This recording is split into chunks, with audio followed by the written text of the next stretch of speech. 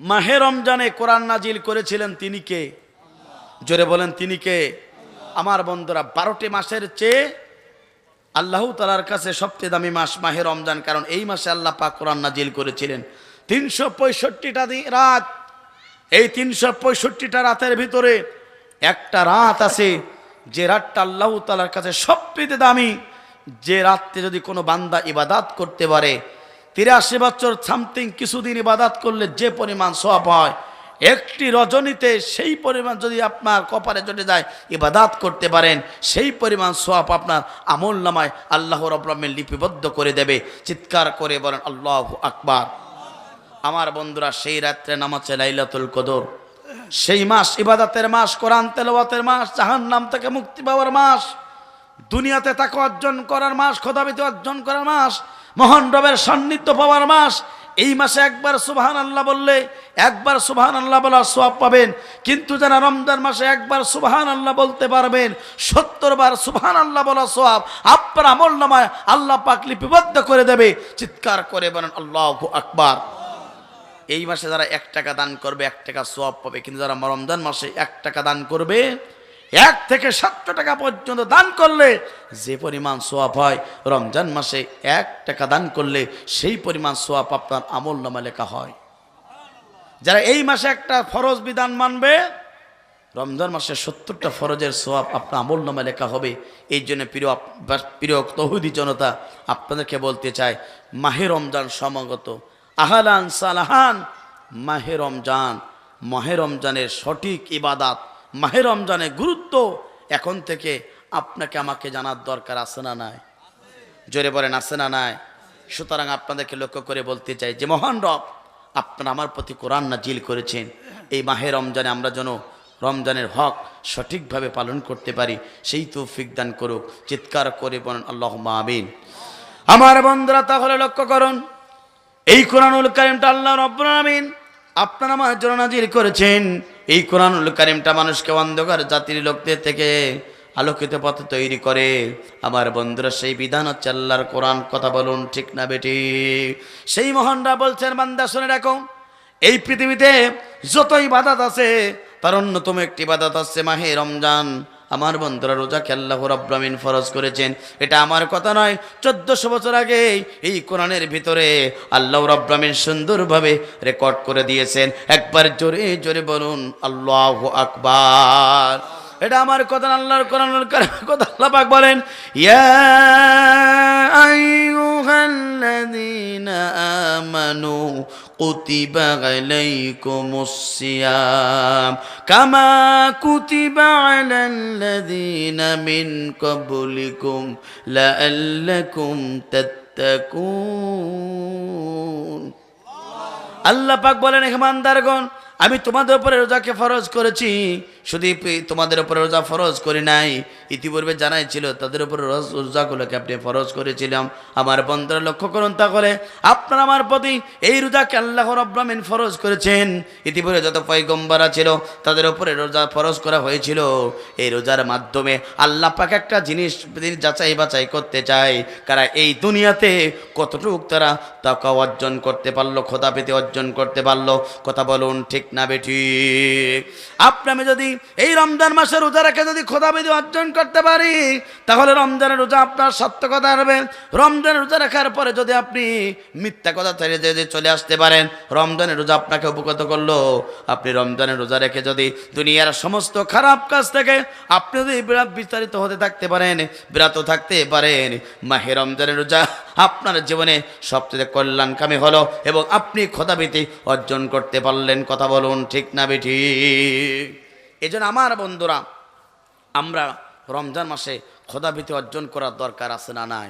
আসুন আমরা যেন রমজান মাসের সঠিক ইবাদত, মুসলমানদের ইবাদতের মৌসুম, সঠিকভাবে আমরা তারাবি পড়ব, সঠিকভাবে যারা কোরআন তেলাওয়াত করতে পারি কোরআন তেলাওয়াত করব। আমরা সব সময় 24টা ঘন্টা ইবাদতের ভিতরে কাটানোর দরকার রমজান মাসে আছে না নাই? জোরে বলেন আছে না নাই? যদি আমরা কাটাতে পারি, যিনি খুশি হবেন তিনি কে? জোরে বলেন তিনি কে? আমার বন্ধুরা, এই জন্য আমি এই পৃথিবীর মাসটা বিদায় গ্রহণ করব। মহান রবের দরবারে আপনাকে আমাকে ফিরে যেতে হবে।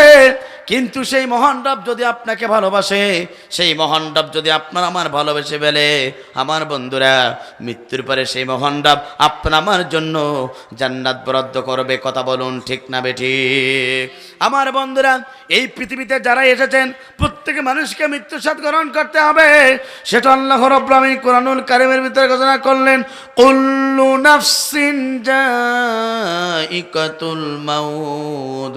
পৃথিবীর সমস্ত মানুষগুলোকে মৃত্যুর স্বাদ গ্রহণ করতে হবে। ম্যান ইজ মর্টাল, মানুষ মরণশীল। সুম্মা ইলাইনা তুরজাউন, সকল ব্যক্তিগুলোকে আল্লাহর দরবারে আমাদেরকে ফিরে যেতে হবে। আমার বন্ধুরা মৃত্যু একদিন হবে, আর পৃথিবীর সমস্ত মানুষগুলোকে আল্লাহর দরবারে ফিরে যেতে হবে, প্রত্যাবর্তন করতে হবে। এরপর আল্লাহ পাক বলছেন, বান্দা শুনে রাখো, মৃত্যু যেহেতু তোমার হয়ে যাবে, মৃত্যুর আগে যদি তুমি সফলতা যদি অর্জন করতে না পারো, সফলতম বান্দার ভিতরে খাতারে যদি তোমার নামটা ইনক্লুড করতে না পারো, বান্দা শুনে রাখো, মৃত্যুর উপরে তোমার স্থান হয়ে যাবে জাহান্নাম। কথা বলুন ঠিক না বেঠিক? এই জন্য আমার বন্ধুরা আল্লাহ পাক বলছেন, বান্দা শুনে রাখো, সুতরাং তুমি কিভাবে সফলতা অর্জন করতে পারবে? এই পৃথিবীর মাঝে যখন আমরা বিদায় গ্রহণ করব, পৃথিবীর সমস্ত মানুষগুলোকে আল্লাহর দরবারে উঠতে হবে। রাতের আধারে দিনের আলোতে আপনি আমি যা কিছু করেছি সমস্ত সব কিছু হিসাব কিন্তু মহান রবের দরবারে আমাদেরকে দেওয়া লাগবে। কথা বলুন ঠিক না বেঠিক? সমস্ত ব্যক্তিগুলোকে আল্লাহর দরবারে হিসাব দিতে হবে। এরপর আল্লাহ পাক বলছেন, বান্দা তুমি সফলতা পেতে চাও, এই দুনিয়ার কেউ যদি এমপি সাহেব হতে পারে, তিনি চিন্তা করতে পারে আমি সবচেয়ে বড় সফলতা পেয়েছি। কিন্তু আল্লাহর কোরআন বলে, কেউ যদি এমপি সাহেব হয় কিন্তু তারপরে সেও সফলতা পায় না। কথা বলুন ঠিক না বেঠিক? কেউ যদি রাষ্ট্রপতি হয়, উনি চিন্তা করতে পারে আমি বাংলাদেশের রাষ্ট্রপতি হয়েছি, সবচেয়ে সফলতা পেয়েছি। আল্লাহর কোরআন বলে, না না না, বাংলাদেশের রাষ্ট্রপতি হওয়াতে কোনো সফলতা নেই। কেউ যদি চিন্তা করে আমি বাংলাদেশের প্রধানমন্ত্রী হয়েছি, আমি সবচেয়ে বড় সফলতা পেয়েছি, কোরআন বলে না, তুমি সফলতা পাও নাই। কেউ যদি মনে করে আমি ইউনিয়নের চেয়ারম্যান হয়েছি, সবচেয়ে বড় সফলতা পেয়েছি, কোরআন বলে না, সফলতা পাও নাই। আমার বন্ধুরা কেউ যদি বিশেষ ক্যাডার অর্জন করে, যদি বিশেষ ক্যাডার হয়, সে চিন্তা করতে পারে আমি বিশেষ ক্যাডার হয়েছি, বাংলাদেশের ফার্স্ট ক্লাস নাগরিক হয়েছি। আমার বন্ধুরা কোরআন বলে বিশেষ ক্যাডারেতে কোনো সফলতা নেই। আমি বক্তা আলোচনা করি, আমি সারা বাংলাদেশে দেশ এবং দেশের বাইরে আলোচনা করি, আমি চিন্তা করতে পারি আমার বন্ধুরা আমি সবচেয়ে ভাইরাল বক্তা, আমি জনপ্রিয়তা বক্তা। কিন্তু আল্লাহর কোরআন বলে জনপ্রিয় বক্তা হওয়াতে আর ভাইরাল বক্তা হওয়াতে কোনো সফলতা নেই। কথা বলুন ঠিক না বেঠিক? প্রধানমন্ত্রী হওয়াতে সফলতা নেই, রাষ্ট্রপতি হওয়াতে সফলতা নেই, চেয়ারম্যান সাহেব হওয়াতে সফলতা নেই, এমপি সাহেব হওয়াতে সফলতা নেই, বিশেষ ক্যাডার হওয়াতে সফলতা নেই, চেয়ারম্যান সাহেব হওয়াতে সফলতা নেই, ভাইরাল বক্তা হওয়াতে সফলতা নেই। সফলতা হলো মৃত্যুর পরে আল্লাহর দরবারে যখন যেতে হবে, ওই কঠিন জাহান্নাম থেকে মুক্তি পাওয়া, অউদুখালাল জান্নাতা, আর জান্নাতের সার্টিফিকেট অর্জন করতে পারা। জাহান্নাম থেকে মুক্তি পেয়ে আল্লাহর জান্নাতের সার্টিফিকেট যদি অর্জন করতে পারেন, আপনি আসমানের নিচে জমিনের উপরে সবচেয়ে সফলতম বান্দা। আমার বন্ধুরা সফলতা অর্জন করতে হলে আপনাকে আমাকে এই পৃথিবীর মৃত্যুর আগে জাহান্নাম থেকে জান্নাতের পথে চলার দরকার আছে না নাই? জোরে বলেন আছে না নাই? জাহান্নামের পথ থেকে ভুলে গে আপনাকে আমাকে জান্নাতের পথে চলতে হবে। আর এই দুনিয়ার জান্নাতের পথ হচ্ছে কোরআনের পথ, ইসলামের পথ। যে পথে চললে মহান রব খুশি হয়, যে পথে চললে আমার মনিব খুশি হয়, আপনি মুসলমান হিসাবে সেই পথে চলতে চান কারা কারা? দুই হাত তুলে আল্লাহকে দেখিয়ে দেন তারা তারা। লিল্লাহে তাকবীর, লিল্লাহে তাকবীর। নিশ্চয় যারা আল্লাহর প্রতি সঠিকভাবে ঈমান আনবে আর দুনিয়াতে ভালো ভালো কাজ করতে পারবে, এই সত্য যারা পূরণ করতে পারবে, আল্লাহ পাক বলেন, বান্দা শুনে রাখো, আমি রব্বুল আমিন মৃত্যুর পরে ওই বান্দা এবং বান্দির জন্য জান্নাত বরাদ্দ করব। একবার জোরে জোরে বলুন আল্লাহু আকবার। আমার বন্ধুরা এই জন্য প্রথম নম্বর সত্য হলো, যদি আল্লাহর ভালোবাসা আপনি পেতে চান, আল্লাহর জান্নাত যদি আপনি পেতে চান, সঠিকভাবে আপনাকে আল্লাহর প্রতি ঈমান আনতে হবে, রসুলের প্রতি ঈমান আনতে হবে। আল্লাহর প্রতি যদি সঠিকভাবে ঈমান আনতে পারেন, রসুলের প্রতি যদি সঠিকভাবে ঈমান আনতে পারেন, আল্লাহ পাক আপনাকে ভালোবাসবে। মৃত্যুর পর আল্লাহ রাব্বুল আমিন আপনার জন্য জান্নাত বরাদ্দ করবে। কথা বলুন ঠিক না বেঠিক? আমার বন্ধুরা আর যারা ঈমানদার হবে, আল্লাহ পাক বলেন, বান্দা শুনে রাখো, ওই ঈমানদারদেরকে আমি রব্বুল আমিন পরীক্ষা নেব। চিৎকার করে বলেন আল্লাহু আকবার। এটা আমার কথা না, মহাগ্রন্থ আল কোরআনুল কারীমে কথা আল্লাহ পাক বলেন আলিফ লাম মিম আহাসিবান নাসু আইয়ুতরাকু আইয়াকুলু আমান্না ওয়া হুম লা ইফতানুন। লা ইলাহা ইল্লাল্লাহ মুহাম্মদ রাসূলুল্লাহ বললে আপনাকে ছেড়ে দেওয়া হবে না, অবশ্যই অবশ্যই আপনাকে পরীক্ষা নেওয়া হবে। পরীক্ষার মাধ্যমে আল্লাহ পাক যাচাই বাছাই করতে চায় কারা এই দুনিয়াতে ঈমানের পথে আছে, হকের পক্ষে আছে, কারা এই দুনিয়াতে সত্যের পক্ষে আছে, আর কারা এই দুনিয়াতে ইসলামের বিপক্ষে আছে, কোরআনের বিপক্ষে আছে, সত্যের বিপক্ষে আছে। কথা বলুন ঠিক না বেঠিক? 16 বছর ধরে এদেশের মুসলমানেরা, এই বাংলাদেশের ইসলাম প্রেমিক ব্যক্তিগুলো তারা ঈমানের জন্য, ইসলামের জন্য, কোরআনের জন্য পরীক্ষা দিয়েছিল। আমার বন্ধুরা, তাদের উপরে জুলুম চালানো হয়েছিল, তাদের উপরে স্টিম রোলার চালানো হয়েছিল, ঘর ছাড়া করা হয়েছিল, বাড়ি ছাড়া করা হয়েছিল, এলাকা ছাড়া করা হয়েছিল, ঘর বাড়িগুলোকে বুলডোজার দিয়ে তারা ভেঙে চূর্ণ বিচ্ছিন্ন করা হয়েছিল। তারপরে এই দুনিয়ার কোনো ইমানদার বাতিল শক্তির কাছে 1 সেকেন্ডের জন্য মাথা নত করে নাই। কথা বলুন ঠিক না বেঠিক? আমার বন্ধুরা, যারা যুগে যুগে ইমানের পথে চলেছে তাদেরকে আল্লাহ রাব্বুল আমিন পরীক্ষা নিয়েছে। পরীক্ষার মাধ্যমে আল্লাহ পাক যাচাই বাছাই করতে চায় কারণ এই দুনিয়াতে হকের পক্ষে আছে, ইসলামের পক্ষে আছে, সঠিক দিন কায়েমের পক্ষে আছে।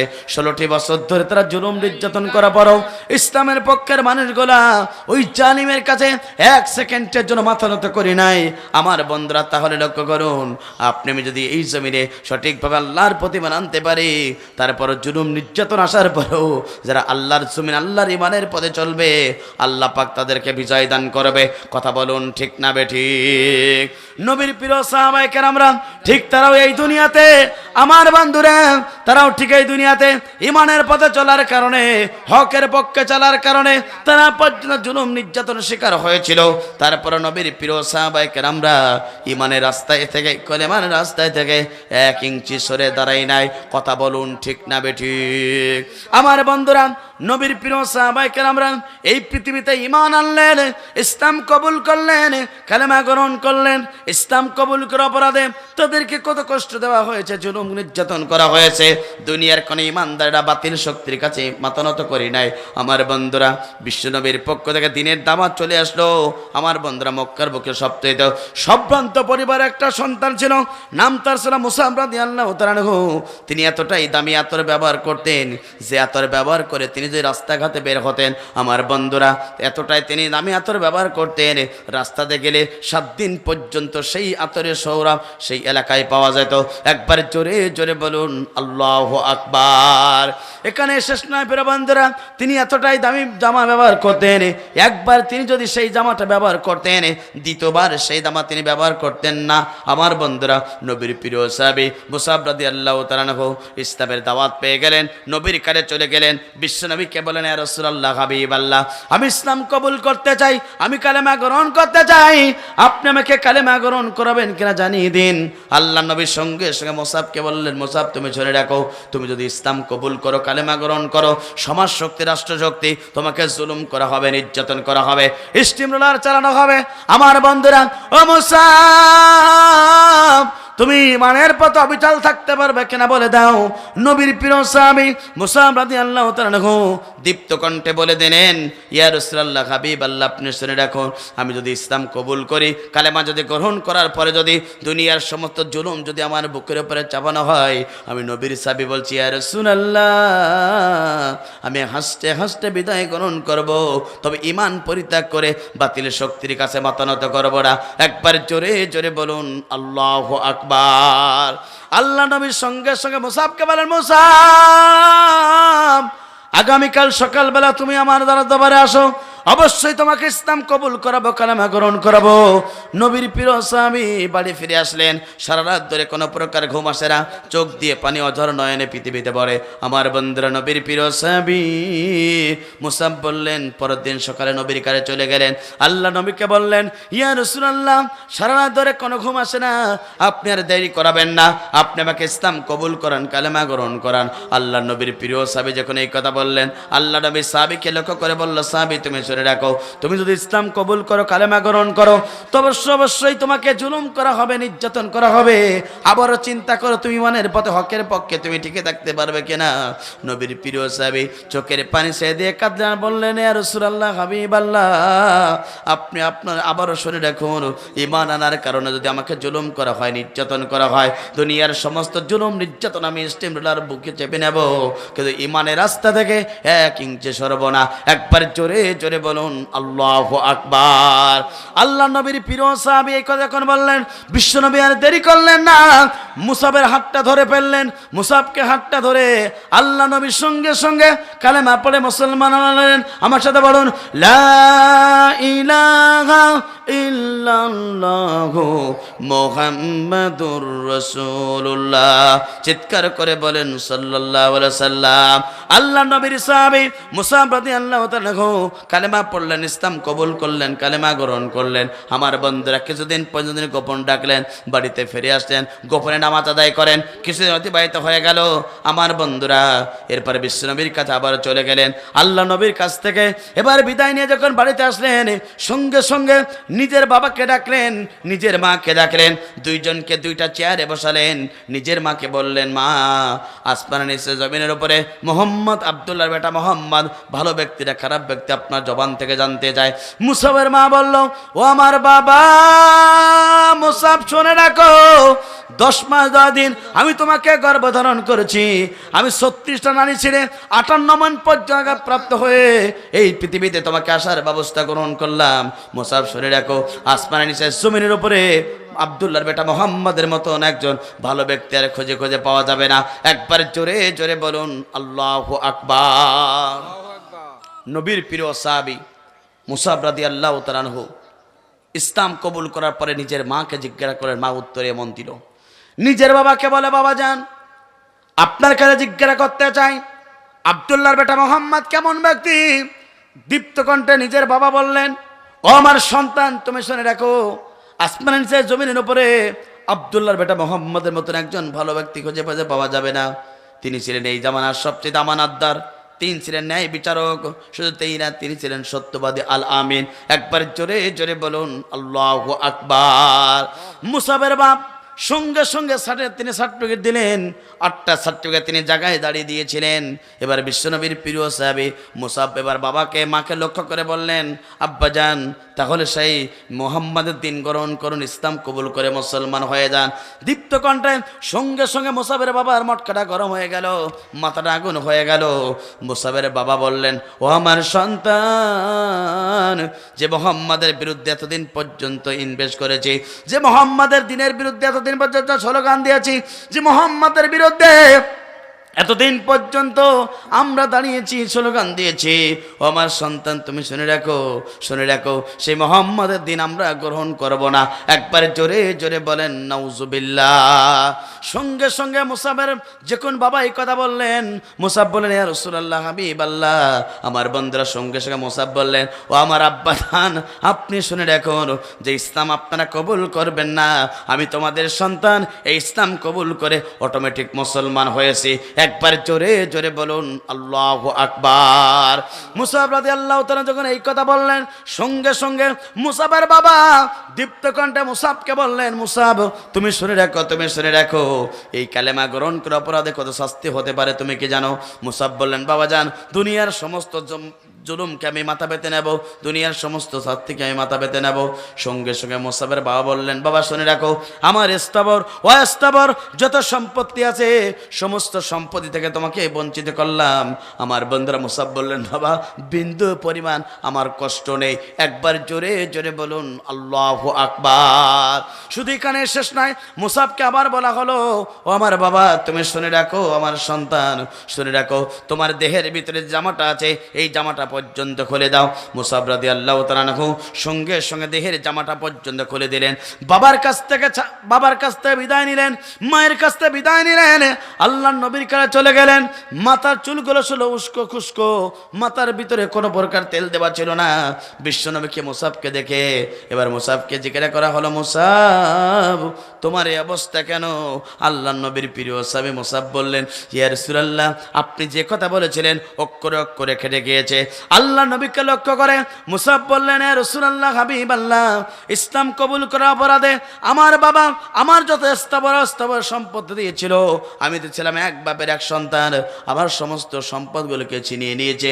আমি ইয়া রাসূলুল্লাহ বিন্দু পরিমাণ মন খারাপ করলাম না। ইয়া রাসূলুল্লাহ আমার দেহের ভিতরে আমার বাবার টাকার একটা জামা ছিল, এই জামাটা পর্যন্ত আমি খুলিয়ে দিয়েছি। ইয়া রাসূলুল্লাহ আপনি শুনে রাখুন, আমি মুসাব যতদিন বাঁচবো আল্লাহর নবীর পাশে আমি থাকতে চাই। একবার জোরে জোরে বলুন আল্লাহু আকবার। আল্লাহ নবীর সঙ্গে সঙ্গে মুসাবকে বলেন, মুসাব আহলে সফফা সদস্যের ভিতরে তুমি থাকো। ও মুসাব তোমাকে চিন্তা করা লাগবে না, তুমি এখানে থেকে যাও। আমার বন্ধুরা কিছুদিন অতিবাহিত হয়ে গেল, আল্লাহ নবী তাবুক যুদ্ধের জন্য দাওয়া বেজে গেল। সমস্ত সাহাবা একরামদেরকে আমার বন্ধুরা যুদ্ধের ময়দানে যাওয়ার জন্য অনুমতি দিলেন। বিশ্বনবীর সঙ্গে সঙ্গে সকলের নাম লিস্টে হয়ে গেল। মুসাব রাদিয়াল্লাহু তাআলা আনহুর নামটা লিখিয়ে দিলেন। এবার লেখানোর পরে আল্লাহ নবী ডান হাতে একটা রাঙ্গা তরবারি নিলেন, বাম হাতে ইসলামের পতাকা নিলেন। আল্লাহ নবীর প্রিয় সাহাবী মুসাবকে লক্ষ্য করে বলল, মুসাব তুমি শুনে রাখো, তাবুক যুদ্ধে জিহাদের ময়দানে তুমি অংশগ্রহণ করবে।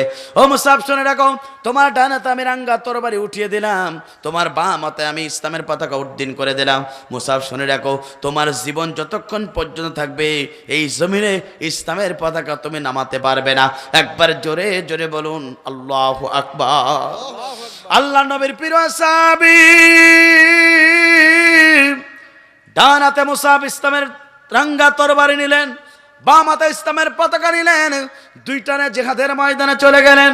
অসংখ্য কাফেরকে সামনে পেলেন, অসংখ্য কাফেরকে দুনিয়ার মাঝ থেকে জাহান্নামে পাঠাতে পাঠাতে হঠাৎ করে একজন কাফের রাঙ্গা তরবারি আঘাতে নবীর প্রিয় সাহাবী মুসাবের ডান হাতে বরাবর একটা কোপ লেগে গেল। আমার বন্ধুরা রাঙ্গা তরবারিটা সঙ্গে সঙ্গে বাবাতে ধরে ফেললেন। একটু জোড়া ছিল, আমার বন্ধুরা জিহাদের ময়দানে জিহাদ করে চেষ্টা করছিল, বাম ডান হাতটা এইভাবে ধরে বাম পাদে একটা চাপ দিলেন, হাতটা বিচ্ছিন্ন হয়ে গেল। টপ টপ করে নবীর প্রিয় সাহাবী মুসাবের রক্তগুলো জমিনে পড়ে, তারপর মুসাব 1 ইঞ্চি সরে না। একবার জোরে জোরে বলুন আল্লাহু আকবার। নবীর প্রিয় সাহাবী দীপ্ত কণ্ঠ আবারও জিহাদের ময়দানে। আমার বন্ধুরা অসংখ্য কাফেরকে আবারও জাহান্নামে পাঠাতে একজন কাফের রাঙ্গা তরবারি আঘাতে নবীর প্রিয় সাহাবী মুসাব রাদিয়াল্লাহু তাআলা আনহু বাম হাতে একটা কোপ লেগে গেল। এই হাতটা বিচ্ছিন্ন হয়ে মাটির দিকে পড়ানোর মতন হয়ে গেল। মুসাব চিন্তা করলেন, ইসলামের পতাকা বিশ্বনবী মাটিতে নিষেধ করেছেন ফেলাতে, তিনি আর দেরি করলেন না। ইসলামের রাঙ্গা তরবারির আমার বন্ধু ইসলামের পতাকাকে তিনি গালের ভিতরে দিয়ে উদ্দিন করে রাখলেন। একবার জোরে জোরে বলুন আল্লাহু আকবার। এইভাবে বিশ্বনবীর প্রিয় সাহাবী মুসাব রাদিয়াল্লাহু তাআলা আনহু ইসলামের পতাকা উদ্দিন করে রাখলেন। বাম পায়ে একটা কোপ দিলেন, বিচ্ছিন্ন হয়ে গেল। ডান পাতে একটা কোপ দিলেন, বিচ্ছিন্ন হয়ে গেল। 4টা অঙ্গ জমিনে পড়ে থাকলো। নবীর প্রিয় সাহাবী গালের ভিতরে ইসলামের পতাকা, আর কাফের এসে বিশ্বনবীর প্রিয় সাহাবী মুসাব রাদিয়াল্লাহু তাআলা আনহু পাশে বললেন, ও মুসাব তুমি ইসলাম ছেড়ে দাও, কালেমা ছেড়ে দাও, ইসলামের রাঙ্গা তরবারি মাটিতে লুটিয়ে দাও। আল্লাহ নবীর প্রিয় সাহাবী মুসাব রাদিয়াল্লাহু তাআলা দীপ্ত কণ্ঠে বললেন, শুনে রাখো কাফেররা, মুসাবের জীবন যতক্ষণ পর্যন্ত আছে ইসলামের পতাকা ততক্ষণ পর্যন্ত উদ্দিন করে রাখবে, মিছে নামাতে দেবে না মুসাব। একবার জোরে জোরে বলুন আল্লাহু আকবার। নবীর প্রিয় সাহাবী মুসাব রাদিয়াল্লাহু তাআলা আনহু এই 4টি অঙ্গ প্রত্যঙ্গ জমিনে পড়ে গেলেন। তারপর রাঙ্গা তরবারি এবং ইসলামের পতাকা মাটিতে নামতে দিলেন না। আজকে তাওহীদি জনতারা সাতক্ষীরাবাসী আলোচনীবাসী আপনাকে বলতে চাই, আল্লাহ নবীর প্রিয় সাহাবায়ে কেরামরা তারা আল্লাহর জমিনে ইসলামের পতাকাকে উদ্দিন করার জন্য রক্ত দিয়েছে, জীবন দিয়েছে, হস্তে হস্তে বিদায় গ্রহণ করেছে। 1 ইঞ্চি নবীর প্রিয় সাহাবায়ে কেরামরা ইসলামের পতাকা মাটিতে নামতে দেয় নাই। কথা বলুন ঠিক না বেঠে? ঠিক তেমনি ভাবে 2024 সালে ওই বৈষ্ণবী ছাত্রদের ভাইরা তাদের হাতের ভিতরে ছিল ইসলামের রাঙ্গা তরবারি এবং ইসলামের পতাকা। কদম কদম পা দিয়ে জালিমদের সম্মুখে তারা চলে গেছে। 1 ইঞ্চি বাতিল শক্তির কাছে মাথা নত করি নাই। নবীর প্রিয় সাহাবী মুসাব রাদিয়াল্লাহু তাআলা অনুপ্রেরণা। এই বাংলাদেশের বসে অসংখ্য ইমানদারেরা ছিল, ইমানের পথে চলার কারণে, হকের পক্ষে চলার কারণে ফাঁসির কষ্ট দিয়ে একজন ইমানদারদেরকে দুনিয়ার বাস্তবিদায় গ্রহণ করানো হয়েছে। শহীদ আলী হাসান মোহাম্মদ মুজাহিদকে দুনিয়ার বাস্তবে বিদায় গ্রহণ করানো হয়েছে। আমার বন্ধুরা মতিউর রহমান নিজামীকে পর্যন্ত দুনিয়ার বাস্তবে বিদায় গ্রহণ করানো হয়েছে। তারপরে ইমানদাররা এক সেকেন্ডের জন্য বাতিল শক্তির কাছে মাথা নত করে না। কোরআনের বাকি আল্লামা সাঈদীকে বলা হয়েছিল, আপনি আমাদের পক্ষে কথা বলেন, আমাদের পক্ষে গুণগান করেন, আমাদের পক্ষে সাপোর্ট করেন। আপনি বাড়ি চান, গাড়ি চান, দুনিয়ার কোন মন্ত্রী পরিষদের সদস্য হতে চান, আপনাকে তাই দেওয়া হবে। দীপ্তকণ্ঠে নবীর দীপ্তকণ্ঠে কোরআনের পাখি আল্লামা সাঈদী বলেছিল, শোনো শোনো শোনো, আমি আল্লাহর প্রতিমান আনছি, রসুলের প্রতিমান আনছি। আমি এই জেলখানায়, আমি এখানে ঢুলে ঢুলে মরে যাব, আমি জুলুম নির্যাতন স্বীকার করে এরপর আমি জীবনটা ছেলে তিলে তিলে শেষ হয়ে যাবে। শুনে রাখো, কোরআনের পাখি আল্লামা সাঈদী পর্যন্ত বাতিল শক্তির কাছে এক সেকেন্ডের জন্য মাথা নত করবে না। আমার বন্ধুরা, সেই কোরআনের পাখি আল্লামা সাঈদী পর্যন্ত এই জমিন ইসলামের পক্ষে বিজয়, এই জমিন ইসলামের পক্ষে লড়াই করার কারণে, এই জমিনে হকের পক্ষে কথা বলার কারণে, এই জমিনে কালেমার দাওয়াত দেওয়ার কারণে, এই জমিনে কোরআনের তাফসীর করার কারণে ওই জালিমরা সহ্য করতে পারি নাই। ওই জালিমরা কষ্ট দিয়ে জুলুম করে, নির্যাতন করে পৃথিবীর বাস্তবে বিদায় গ্রহণ করানো হয়েছে কোরআনের পাখি আল্লামা সাঈদীকে।